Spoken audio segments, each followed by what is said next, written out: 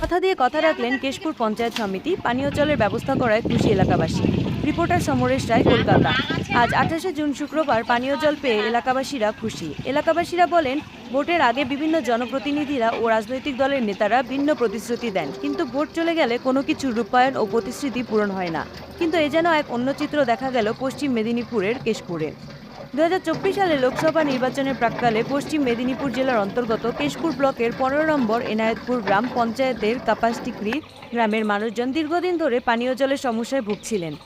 এলাকায় বেশ কয়েকটি নলকূপ থাকলেও সেই নলকূপগুলির বেহাল অবস্থা দীর্ঘদিন ধরে পড়ে রয়েছে। বারবার পঞ্চায়েত সমিতি ও প্রশাসনের দ্বারস্থ হয়েছেন গ্রামবাসীরা। কোনো রকম সুরাহা না হওয়ায় দীর্ঘদিন ধরে তারা নদীর জল এনে খেয়ে জীবনযাপন করছিল।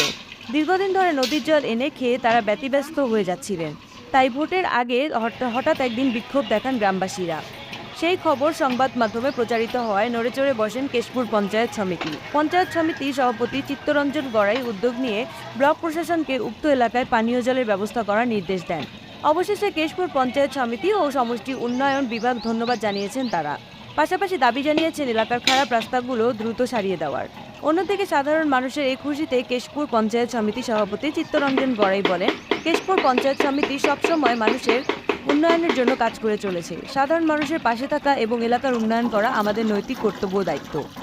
গ্রামবাসীরা আনন্দিত। গ্রামবাসীদের মধ্যে বন্দনা ভূঁইয়া ও সন্তোষী বাগ সকলকে ধন্যবাদ জানিয়েছেন।